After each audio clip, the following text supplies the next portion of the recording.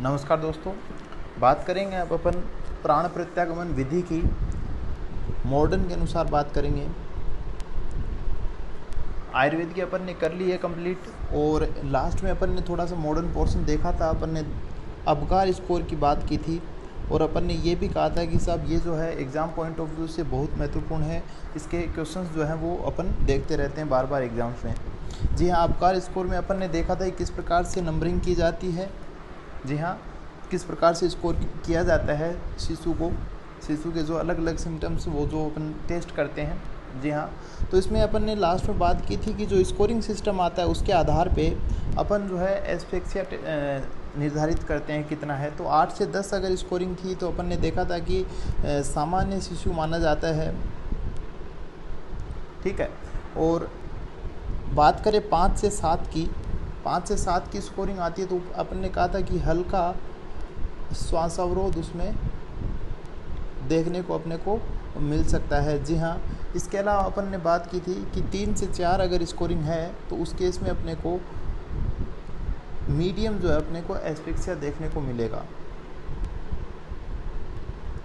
और इसके अलावा अपन बात करें अगर 0 से 2 की, तो उसमें अपन ने कहा था कि तीव्र श्वासावरोध अपने को मिलेगा। जी हाँ,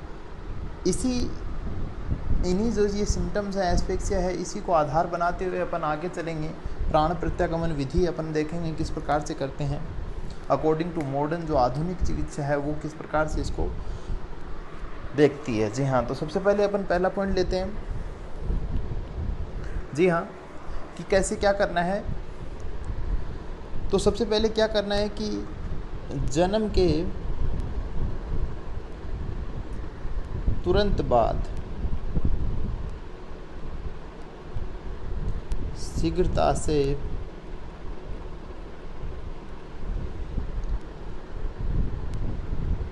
शिशु को या फिर अपन कहें नवजात को सुखाकर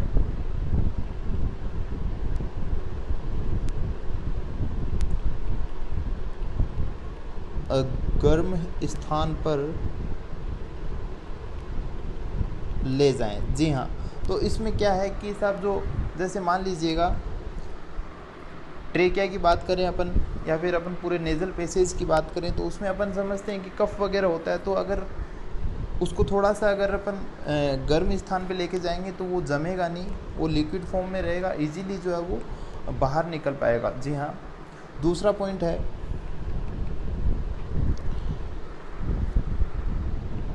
शिशु को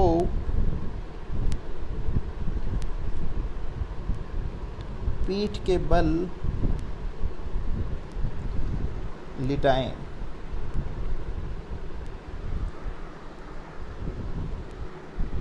और सिर हल्का सा नीचे तथा चिकित्सक की तरफ हो।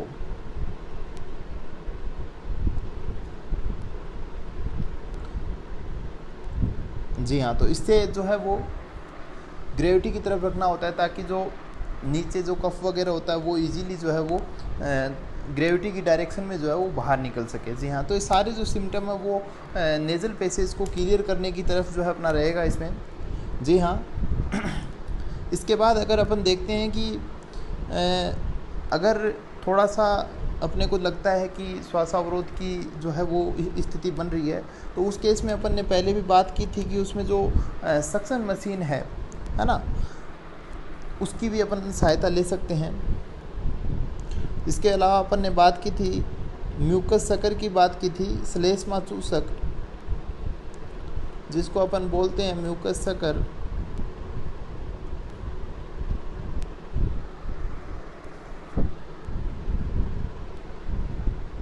द्वारा पहले मुख की तथा फिर नाक की सफाई करें।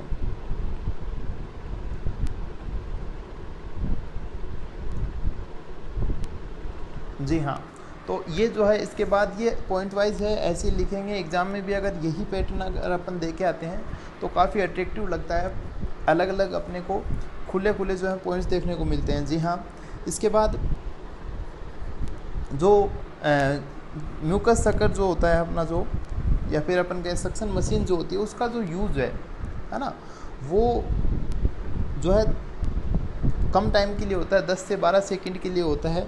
नहीं तो फिर उसमें ये जाहिर सी बात है, अपन समझते हैं कि मान लीजिएगा अपन ने जो सक्शन मशीन है उसको लगा रखा है और अब शिशु को क्या सांस भी लेना है, तो उस केस में जो है वो थोड़ा उसको कठिनाई ना हो, इसलिए बीच में जो है थोड़ा हटाना पड़ता है और फिर से 10-12 सेकंड के लिए उसको लगाया जाता है। जी हाँ, अबकार स्कोर की अपन ने बात की थी कि अबकार स्कोर जो है उसका जो अपन रीडिंग जो है वो 1 मिनट पे लेते हैं। अबकार स्कोर का अध्ययन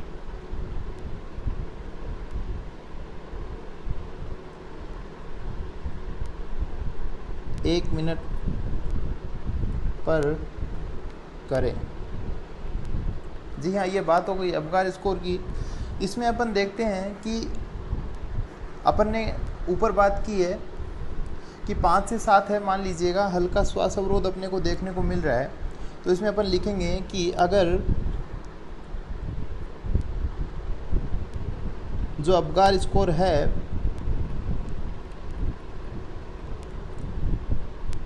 कितना है, अबकार स्कोर 5 से 7 है, तो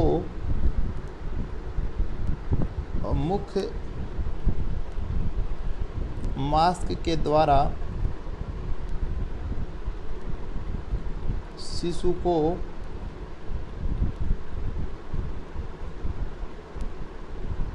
ऑक्सीजन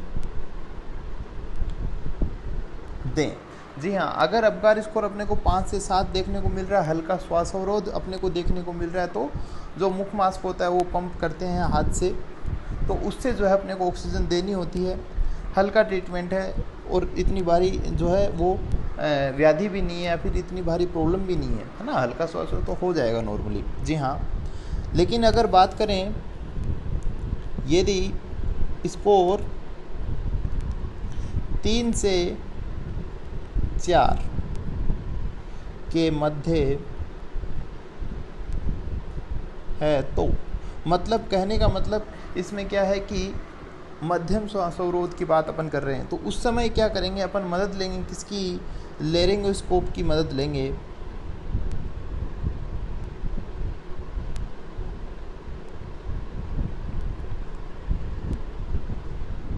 का प्रयोग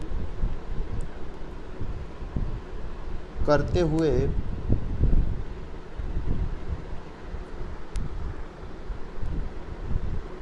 गले की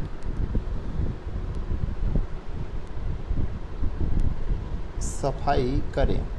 जी हाँ, तो कुछ नहीं है, लेरिंगोस्कोपी वगैरह में लेरिंगोस्कोप का इस्तेमाल किया जाता है देखने के लिए है, तो इसमें लेरिंग से नाम आया हुआ है इसके अंदर, तो अपन समझते हैं जो अपने वोकल कॉर्ड्स हैं या फिर अपन कहें लेरिंग्स तक जो है इसकी पहुंच रहती है, तो वहाँ तक जो है अपन इजीली जो है देख के इसको लगा के जो है इससे जो है सफाई कर सकते हैं कफ की अच्छी तरीके से। जी हाँ, अब बात करेंगे अपन आगे, थोड़ा सा क्रिटिकल ले लिया मान लीजिएगा।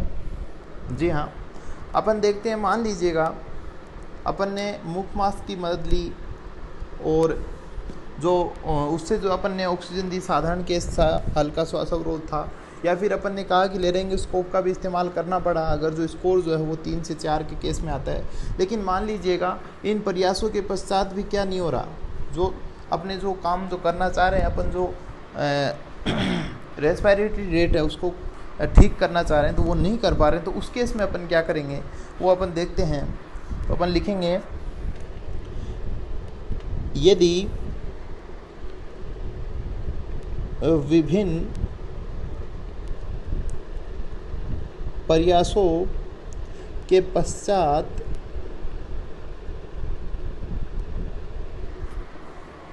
भी श्वसन नियमित न हो, नियमित न हो, जी हाँ, तो उस केस में अपन क्या करते हैं, या फिर मान लीजिएगा तथा शिशु की माता को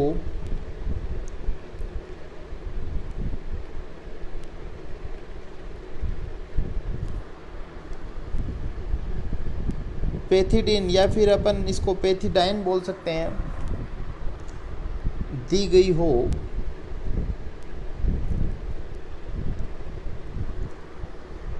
तो शिशु को नेलोक्सोन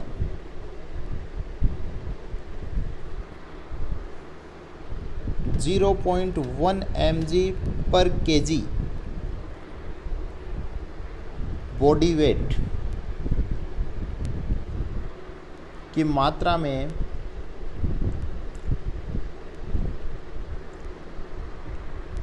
सूचीवेद से दें।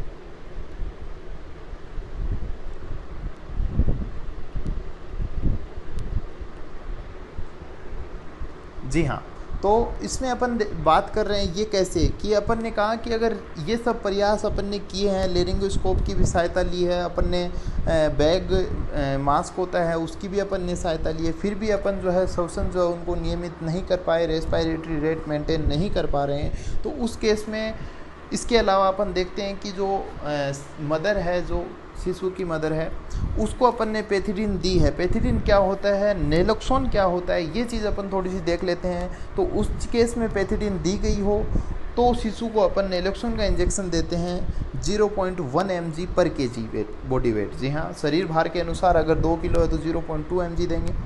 जी हाँ, बात करते हैं पैथिडीन। सबसे पहले अपन लेते हैं पैथिडीन को, लेंगे थोड़ा सा अलग से समझेंगे अपन इसको।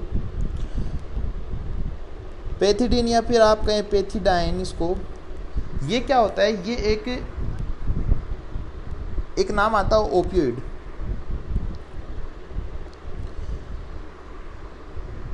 ओपियोइड्स होते हैं जो कि क्या काम आते हैं, जो एनाल्जेसिक्स होते हैं, एनाल्जेसिक्स होते हैं।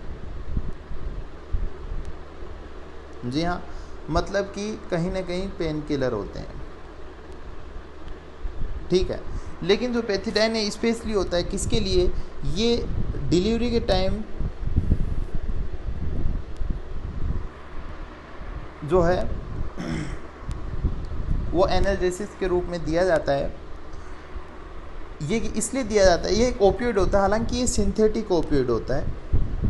तो ओपियोइड्स जो है वो पेन रिलीफ का काम करते हैं। जी हाँ, तो डिलीवरी के टाइम जो है ये पैथिडीन बहुत जनरली यही दी जाती है। जी हाँ, तो इसमें क्या होता है कि ये जो है इसके साइड इफ़ेक्ट्स रहते हैं, है ना।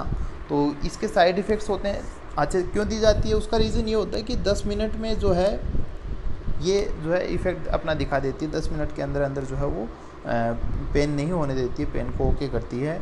और इसके अलावा अपन बात करें, इसका जो इफ़ेक्ट है वो 3 से 4 घंटे तक जो है वो पेशेंट के अंदर रहता है।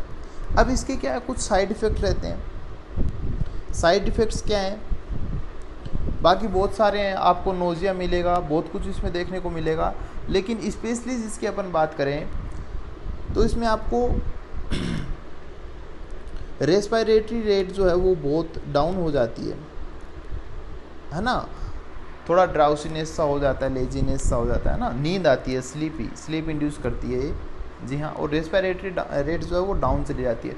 चूँकि ये लेबर पेन के दौरान दी जाती है, फिर उससे थोड़ा पहले दिया जाता है, तो इसका जो है अपन जानते हैं कि प्लासेंटल बैरियर्स होते हैं, उनके थ्रू जो है पैथिडीन की कुछ अमाउंट कहाँ चली जाती है, वो शिशु के अंदर भी चली जाती है। तो ये जो साइड इफ़ेक्ट्स हैं, रेस्पिरेटरी रेट का डाउन होना, यहाँ तक कि अगर ये थोड़ी सी जो ओपियोइड है, अपन ओपियोइड्स की बात कर रहे हैं, ये अगर थोड़ी सी हायर अमाउंट में दे दी जाए तो रेस्पिरेटरी जो है वो रेट बहुत कम या फिर अपन कहें 0 तक भी कर सकते हैं। जी हाँ, तो इसमें जो है ये इसका कुछ इफ़ेक्ट अपन ने कहा कि वो शिशु के अंदर भी चला जाता है प्लासेंटा के थ्रू, तो वो जो है वो इफ़ेक्ट जो है वहाँ पे शिशु दिखाता है, ठीक है। जो इन्फेंट है उसमें भी देखने को मिल जाता है अपने को। बात करेंगे अपन नेलोक्सोन की बात अपन करते हैं। ये क्या चीज़ है, ये क्या है कि ये एंटागोनिस्ट है, ओपियोइड्स का एंटागोनिस्ट। मान लीजिएगा हाई ओपियोइड को इनटेक कर लेता है तो उसमें जो है ये जो इसके साइड इफ़ेक्ट्स होते हैं इनके जो है असर को कम करता है, या फिर अपन कहें इनसे जो है बाहर निकालता है। जी हाँ, ये एंटागोनिस्ट होता है ओपियोइड्स का।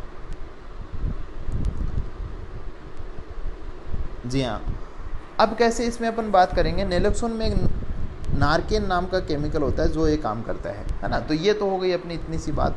इसलिए इसका जो है जो रेस्पिरेटरी जो रेट है वो डाउन हो जाती है, तो उसको जो है नॉर्मल करने के लिए नेलोक्सोन जो है इंजेक्शन दिया जाता है।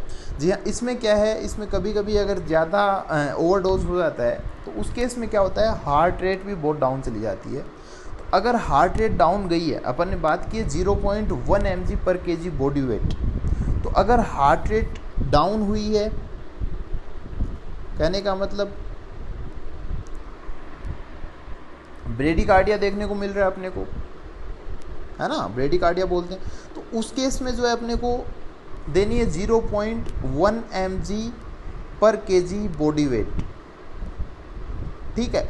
लेकिन अगर अपन देखते हैं हार्ट रेट उस समय अपन चेक करेंगे, उसमें अगर अपने को हार्ट रेट नॉर्मल मिलती है तो अपन जो है वो जो नवजात है उसको अपन जो अमाउंट देंगे वो देंगे 0.01 mg/kg बॉडी वेट। जी हाँ, तो मैं समझता हूँ आपके समझ में आ गया होगा। तो ये पेथिडीन और नेलोक्सोन का थोड़ा सा कंसेप्ट होता है जो अपने को थोड़ा पता होना चाहिए। जी हाँ, इस प्रकार से आप समझ लीजिएगा और अपनी लैंग्वेज में जो आप इजीली एक्सप्रेस कर सकते हो आप एग्ज़ाम में। जी हाँ,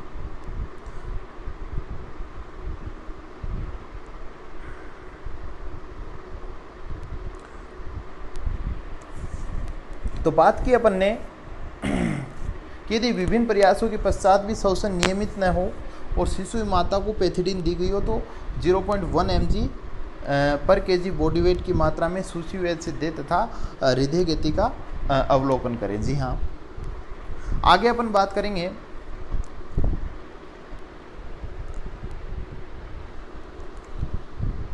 ये अपन ने बात कर ली है। इसके बाद अपन अगली बात करते हैं। तो अपन ने कहाँ तक बात की, अपन ने हल्का श्वासोवरोध हो रहा था वहाँ पे अपन ने बात की थी कि उस केस में अपन बैग मास्क की सहायता से थोड़ी बहुत ऑक्सीजन देंगे, क्लियर हो जाएगा। इसके बाद अपन ने कहा कि थोड़ा मध्यम श्वासोवरोध हो रहा है तो अपन क्या करेंगे, अपन उस केस में लेरिंगोस्कोप की मदद लेंगे। और अगर ये सब जो है टेक्निक सक्सेसफुल नहीं रहती हैं और कहीं ना कहीं अगर पेथिडीन का यूज़ किया है मदर के लिए, जी हाँ, तो उस केस में अपन नेलोक्सोन देंगे। जी हाँ, तो यहाँ तक की बात हो गई। अब बात करेंगे अपन यदि स्कोर 0 से 2 के मध्य हो, जी हाँ, जो 0 से 2 के मध्य हो तो उस केस में अपन क्या करेंगे, या फिर मध्य हो या फिर अपन बात करेंगे या उपयुक्त अवस्था में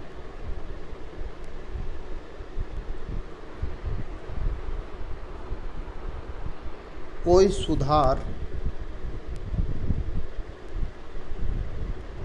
ना हो रहा हो,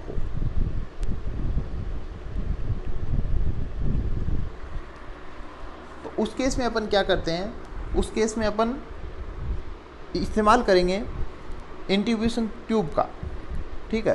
तो तब अपने को क्या करना चाहिए, तब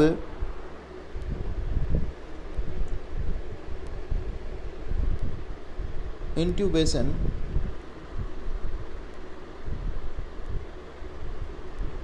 ट्यूब का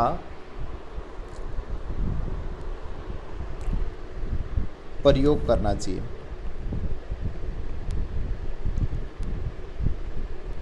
इंट्यूबेशन ट्यूब क्या होता है, इसको बोलते हैं, आपकी बुक्स में आपको एंडोट्रेकियल ट्यूब नाम मिल सकता है, तो ये एक ही बात होती है।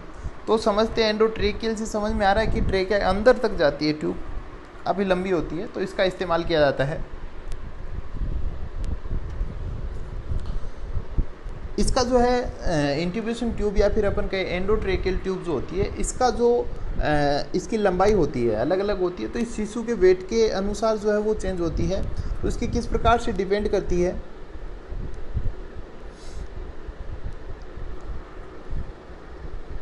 जी हाँ,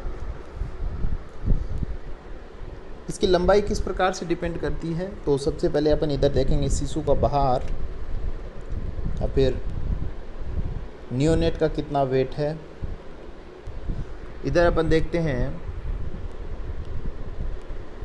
इंट्यूबेशन ट्यूब या फिर अपन कहें लेंथ ऑफ इंट्यूबेशन ट्यूब, ठीक है। तो इसमें अपन इधर देख रहे हैं वेट की बात करेंगे तो मान लीजिएगा 3 kg से अधिक लेते हैं। सबसे पहले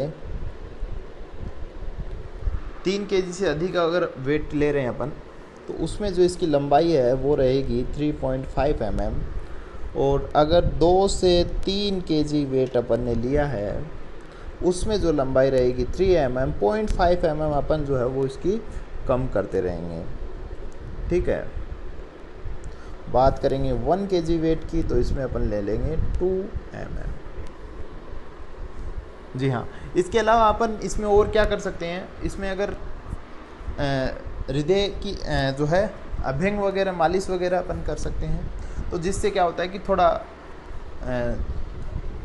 आसानी होती है थोड़ी सी, और थोड़ी मदद मिलती है शिशु को रेस्पिरेशन करने में, जी हाँ। बात करेंगे इसके बाद यहाँ तक होगी ये बात कि अगर तीव्र श्वास अवरोध हो रहा है, क्रोनिक एस्फिक्सिया देखने को मिल रहा है, तो उसमें अपन इंट्यूबेशन ट्यूब का इस्तेमाल करते हैं। सारी अपन ने बात की है तीनों स्टेज की अबगार स्कोर के, जी हाँ।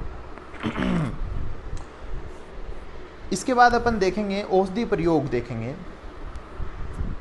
जी हाँ, कि किस प्रकार से कौन कौन सी औषधियाँ जो हैं इस्तेमाल करेंगे अपन इसके लिए। हालांकि 1-2 अपन ने देख लिए, अपन समझते हैं। पहले लिखेंगे अपन औषधि प्रयोग,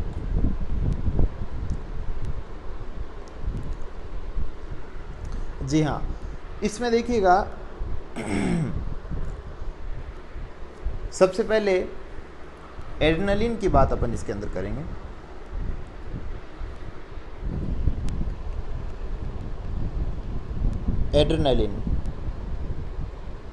एड्रेनलिन केमिकल होता है बॉडी के अंदर।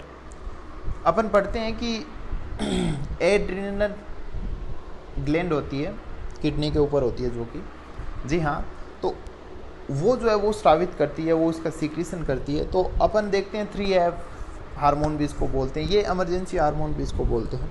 तो ये क्या करता है, ये किसी चीज़ को इंक्रीज करने का काम आता है, जैसे हार्ट बीट इंक्रीज की, रेस्पिरेटरी रेट इंक्रीज की।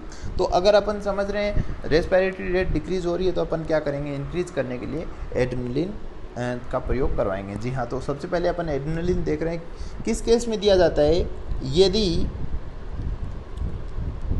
हृदय गति 60 पर मिनट से कम हो तो, जी हाँ, तो उस केस में जो है ये एड्रेनलिन दिया जाता है। इसको अपन IV दे सकते हैं या फिर अपन इसको दे देंगे इंट्यूबेशन ट्यूब के द्वारा दे देंगे,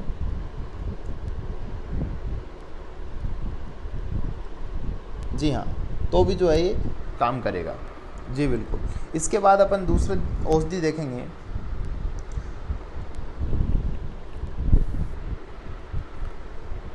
सोडियम बाइकार्बोनेट।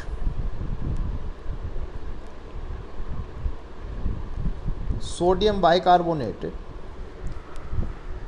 ये जो है जनरली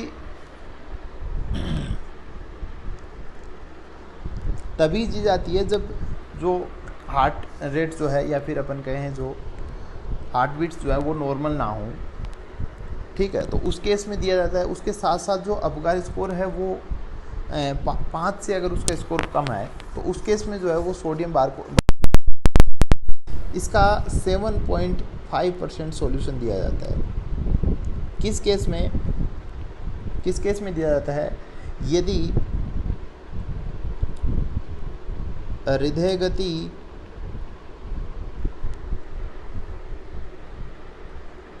सामान्य न हो तथा जो अपकार स्कोर जो है वो 5 से कम हो। कहीं कहीं आपको देखने को मिल जाएगा 5 मिनट तक 5 से कम हो, तो वो अपन समझते हैं एक जो है मिनट पे अपन अंतराल पे ये करते हैं एक्यूरेसी के लिए। जी हाँ, तो ये 5 मिनट तक 5 से कम आए तो उस केस में अपन सोडियम बाइकार्बोनेट देते हैं, तो ये इलेक्ट्रोलाइट्स का काम करता है। जी हाँ, इसके बाद अपन बात करेंगे तीसरा पॉइंट,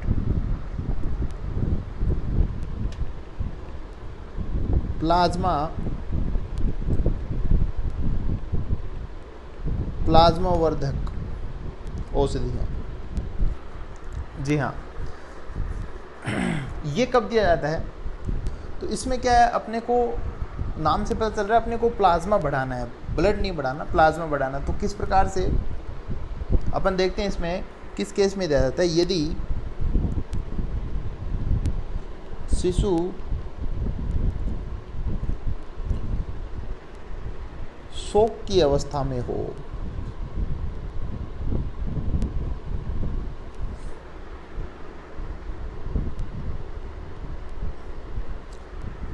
जी हाँ, या नाड़ी गति धीमी हो। ठीक है, तो इसमें क्या दिया जाता है? तो रक्त प्लाज्मा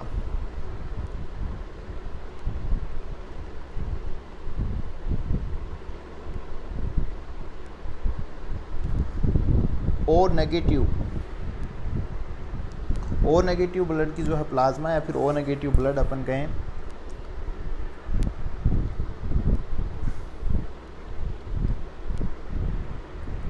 रिंगर लैक्टेट। जी हाँ, रिंगर लैक्टेट है, काफ़ी महत्वपूर्ण नाम है, अभी देखेंगे इसके बारे में थोड़ा अपन अलग से बात करेंगे। 10 cc पर kg शिरागत देवें। जी हाँ, यदि शोक की अवस्था हो तो उस केस में, या फिर नाड़ी गति धीमी हो तो उस केस में क्या रक्त प्लाज्मा, ब्लड प्लाज्मा दिया जाता है, और रिंगर लैक्टेट जो है वो भी इसका भी प्रयोग किया जाता है। जी हाँ, तो बात करेंगे सबसे पहले शोक क्या है। शोक आप या तो पढ़ रहे होंगे या फिर आप पढ़ के आए हो पैथोलॉजी में, शोक क्या होता है। तो शोक क्या होता है, पहले अपन शोक लिख लेते हैं, व्हाट इज शोक। हालांकि पता होगा लेकिन फिर भी चलिए लिख देते हैं। इनसफिशिएंट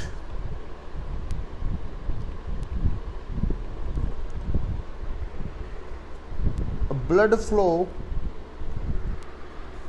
या फिर अपन कहें blood supply to the tissues of body tissues में जो ब्लड सप्लाई उसमें कमी रहती है थोड़ी, तो उस केस में ये कार्यक्रम किए।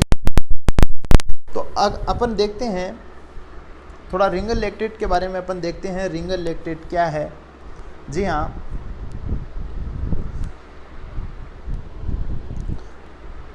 रिंगर लैक्टेट की अपन बात करेंगे।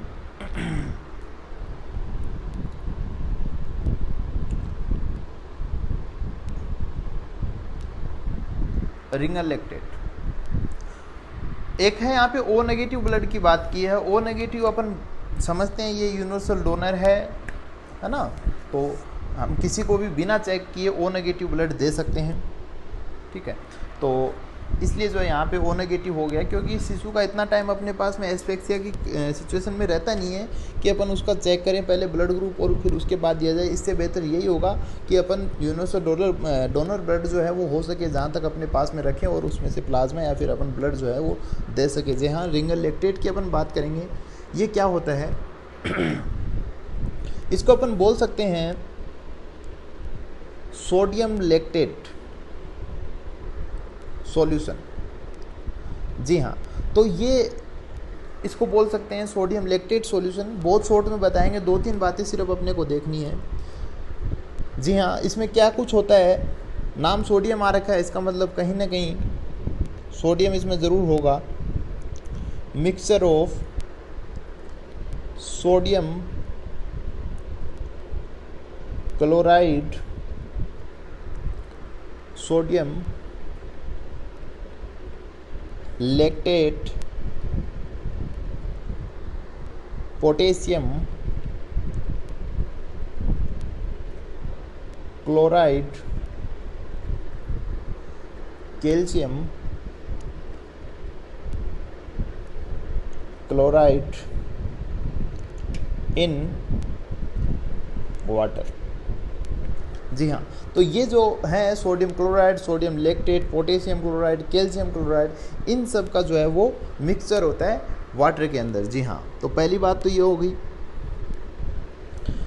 अब इसका यूज क्या है आप ये अपन देखेंगे दूसरी लाइन में। एक तो ये जो है ये कोई वैसे ब्लड नहीं है, ये क्या करेगा, ब्लड की अमाउंट बढ़ा देगा, है ना। तो उसके सेम कंसंट्रेशन बेस्ड पे जो है ये लिक्विड है, जो कि अगर अपन डालते हैं वेसल्स में, अगर ब्लड वेसल्स में डाल देंगे तो उसमें क्या रहेगा कि वो टर्जिड रहेंगी, थोड़ी ब्लड वेसल्स पूरी भरी रहेंगी। तो उससे क्या होगा कि वो ब्लड फ्लो जो है वो बहुत फ्रिक्वेंटली हो जाएगा, और जो नाड़ी गति है जो है ना वो धीमी नहीं होगी। जी हाँ, अगली बात देखते हैं। It is used for, use क्या है इसका, replacing fluids,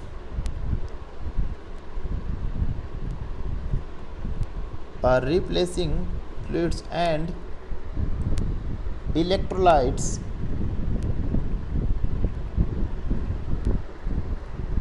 in those who have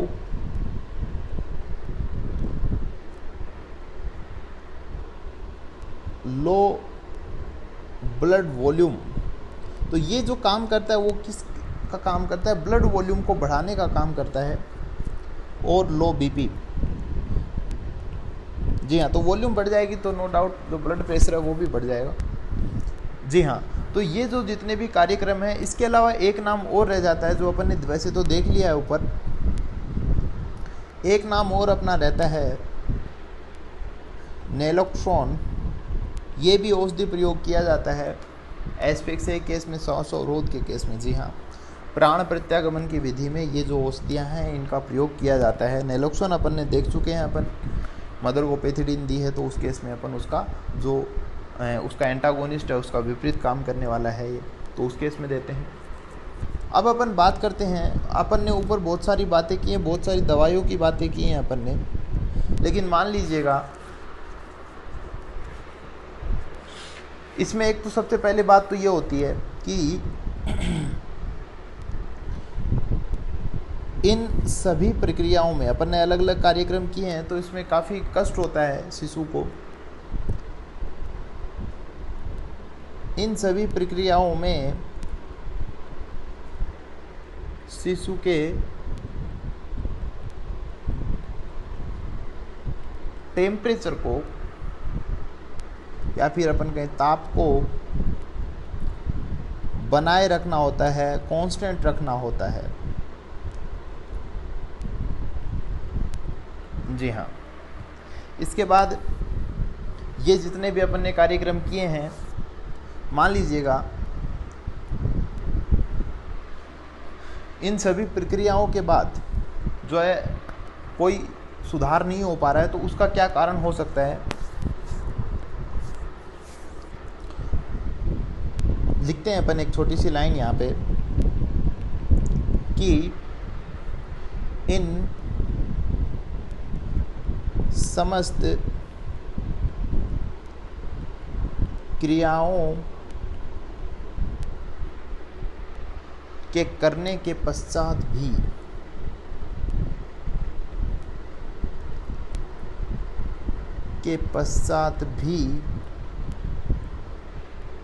अगर शिशु की या फिर अपन कहें शिशु के स्वास्थ्य में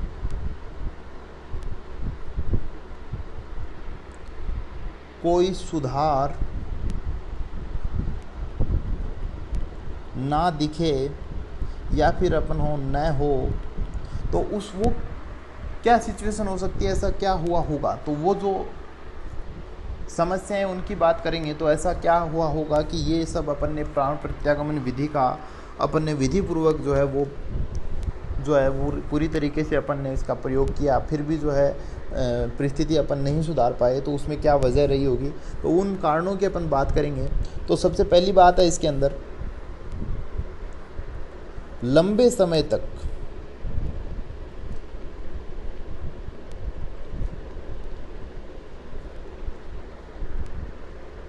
गर्भ में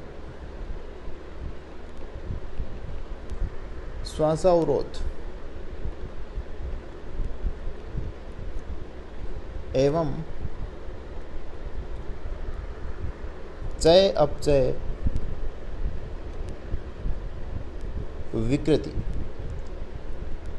जी हाँ, अगर काफ़ी समय से गर्भ के अंदर ही है ना, जब शिशु गर्भाशय में था उसी समय उसमें श्वासावरोध जैसी समस्याएं आ गई हों।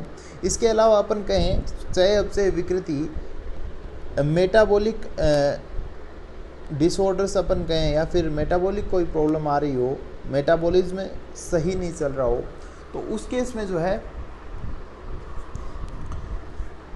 ये अपने को ऐसा मिल सकता है कि अपन ने प्राण प्रत्यागमन किया लेकिन फिर भी जो है सुधार नहीं मिलेगा अपने को, तो ये हो सकता है। जी हाँ, तो चय उपचय विकृति में हो सकता है जो वाइटल ऑर्गन्स है, लीवर वगैरह जो हैं वो प्रॉपर वर्क ना कर रहे हो गर्भाशय के अंदर। जी हाँ, दूसरी बात ये इसका जो है लंबे समय तक गर्भ में श्वास अवरोध, इसका मतलब होता है प्रोलॉन्ग्ड इंट्रायूट्रिन एस्फेक्सिया। जी हाँ, नेक्स्ट अपन बात करेंगे अगले पॉइंट की,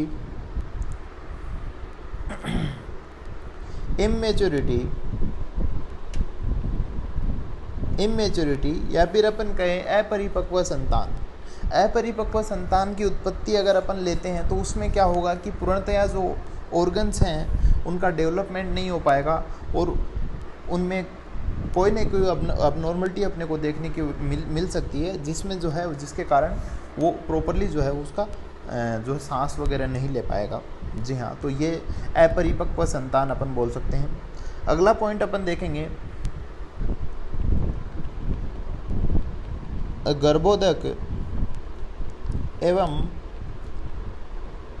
मल का ग्रहण, एस्पायरेशन जिसको अपन बोलते हैं। इसमें क्या होता है कि जब गर्भाशय के अंदर ही गर्भोदक वगैरह जो होता है, मल जो है वो शिशु के अंदर चला जाता है, जिसकी वजह से अपन कामला वगैरह भी देखने को मिलता है, अपने को एनीमिया वगैरह देखने को मिलता है उस केस में। तो इस केस में भी जो है वो सांस लेने में कठिनाई होती है, जहाँ तहाँ जो गर्भोदक वगैरह वो फंस जाता है। हालांकि कोशिश की जाती है निकालने की, लेकिन फिर भी अगर नहीं हो पाता है प्रॉपर इसका ट्रीटमेंट, तो उस केस में अपने को देखने को मिल सकता है कि इतना सब करने के बावजूद भी जो है वो शिशु की परिस्थिति नॉर्मल ना हो। जी हाँ, इसके बाद अगला पॉइंट अपन देखेंगे, सिर में चोट के कारण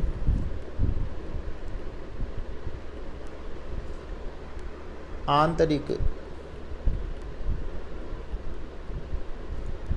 रक्तस्राव। जी हाँ, तो हो सकता है कोई बाह्य आघात से जो है सिर में चोट लग जाए, जिसको अपन बोलते हैं इंट्राक्रेनियल हीमोरेज। जी हाँ, तो उसमें क्या होता है कि अंदर जो है वो ब्लड जो है वो निकल जाता है वेसल्स के थ्रू। जी हाँ, वेसल्स में से ब्लड निकल जाता है, क्लॉट वगैरह बन जाते हैं, तो उस केस में जो है ये देखने को मिल सकता है। जी हाँ, अगली बात अपन करेंगे न्यूमोथोरिक्स।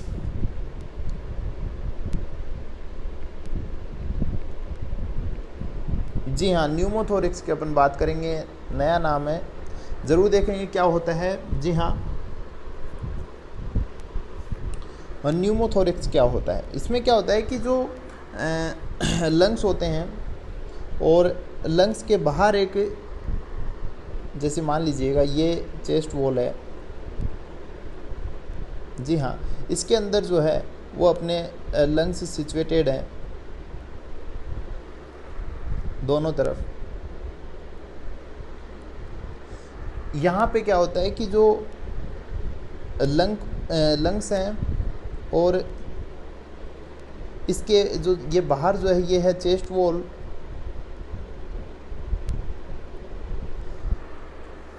हैं, तो इसके यहाँ से जो है एयर जो है वो लीक कर जाती है और चेस्ट वॉल में चली जाती है। कहने का मतलब जो प्रॉपर जो है वो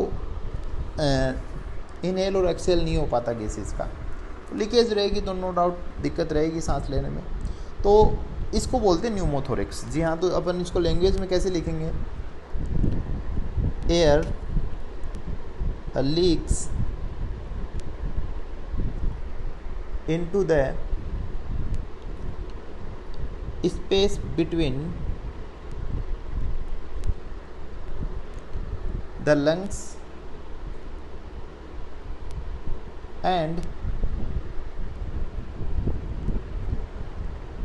chest wall। जी हाँ, तो इसको बहुत सारी विकृतियों में मिल जाता है ये, हालांकि ये जन्मजात भी मिलता है न्यूमोथोरेक्स की सिचुएशन।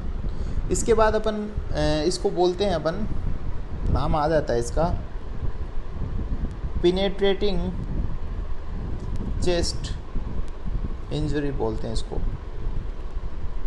जी हाँ, न्यूमोथोरेक्स भी बोलते हैं। इसके बाद अपन बात करेंगे इसके अलावा और जो जन्मजात विकार, जन्मजात सहज और विकार, और कौन कौन से विकार मिलेंगे अपन देखते हैं। जी हाँ, इसमें है diaphragmatic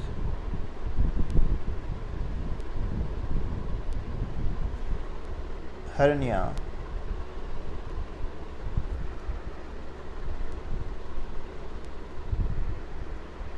oesophageal atresia with tracheoesophageal fistula, ये सब देखने को मिल सकता है।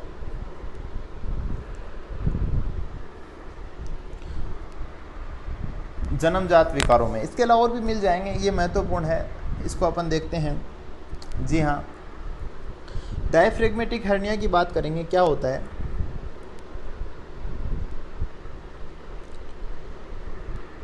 इसमें क्या होता है कि जो डायफ्राम होता है, डायफ्राम हालांकि अपन समझते हैं 75% योगदान देता है श्वास प्रक्रिया में, है ना।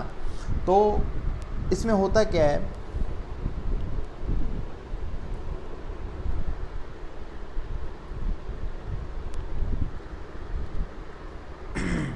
इसमें एक छिद्र हो जाता है डायफ्राम के अंदर। जी हाँ, तो अपन इसमें लिखेंगे डायफ्रेगमेटिक हर्निया की बात अपन कर रहे हैं। सबसे पहले तो अपन जो है वो अलग से अपन देख लेते हैं डायफ्रेगमेटिक हर्निया, यहाँ पे अपन अलग से देख लेते हैं। जी हाँ, क्या होता है इसमें, it is a birth defect in which there is an abnormal opening in a diaphragm।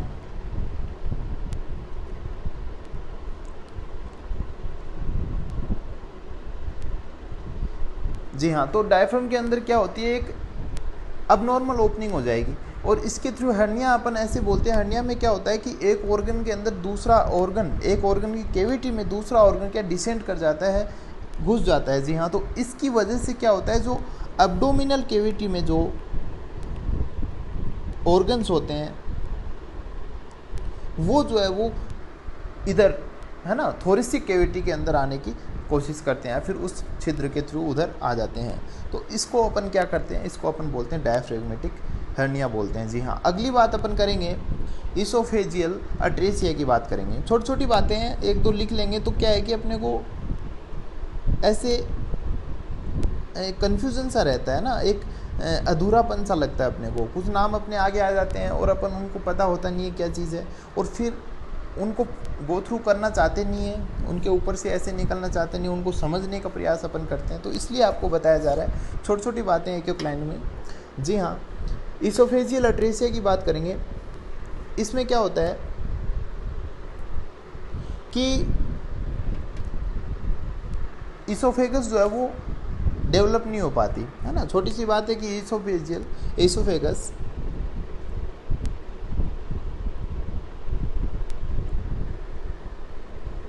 Does not develop properly. जी हाँ, इसमें इतनी बात है। अगली बात अपन करेंगे इसोफेजियल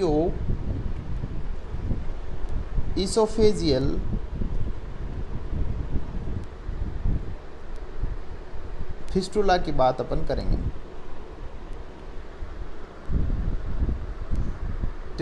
इसोफेजियल फिस्टुला की बात अपन करेंगे। इसमें क्या होता है कि जाहिर सी बात है दोनों नाम साथ में आ रहे हैं, ट्रेकिया भी आ रहा है, इसोफेगस भी आ रहा है, मतलब दोनों में कुछ ना कुछ कनेक्शन ज़रूर है। इसमें होता क्या है कि दोनों के मध्य जो है कुछ ओपनिंग्स होती हैं वो जुड़ी रहती है, इनमें कनेक्शन होता है एक दूसरे में, हालांकि अलग अलग होती है। जो एक जो है इसोफेगस फूड पाइप है, ट्रेकिया जो है वो विंड पाइप है, मतलब वहाँ से सांस प्रश्वास की प्रक्रियाएं होती हैं। तो इसमें अपन क्या लिखेंगे, अबनॉर्मल कनेक्शन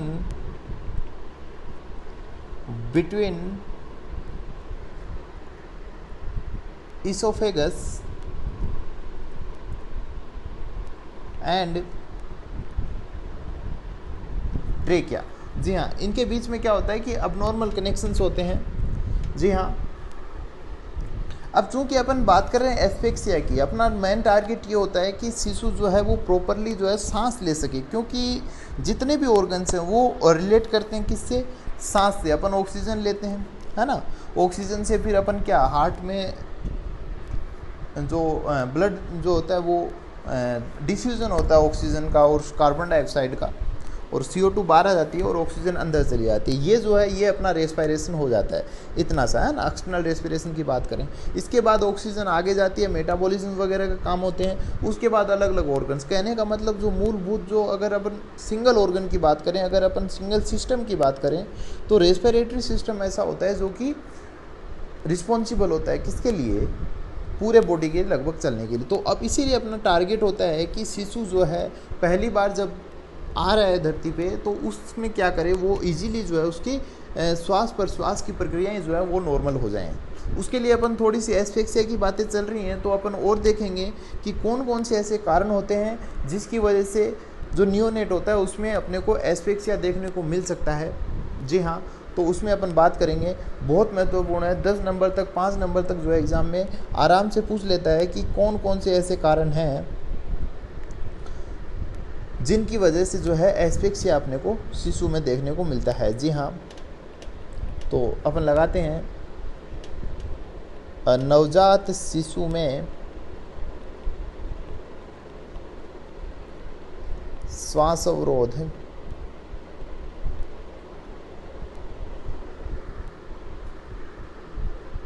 का कारण।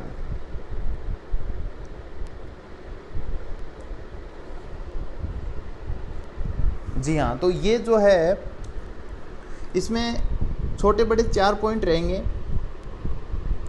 तो इसमें अपन देखेंगे ये जो है थोड़ा मेरे को लग रहा है वीडियो काफ़ी लंबा हो गया है, तो ये जो है ये अभी अपन इसका छोटा वीडियो अलग बना देते हैं, चूँकि ये थोड़ा महत्वपूर्ण क्वेश्चन भी है एक, तो उस केस में भी, और फिर ये लास्ट तक शायद बहुत कम लोग यहाँ तक आए होंगे, इसलिए अपन जो है इसका जो है अलग से टॉपिक बना रहे हैं कि श्वास अवरोध जो एस्फिक्सिया हो रहा है एक अलग इसका वीडियो अपन बना देते हैं ताकि आसानी रहेगी देखने में, इम्पोर्टेंट है इसलिए। इसमें बहुत सारे लोग यहाँ तक नहीं पहुँच पाएंगे, छूट जाएगा।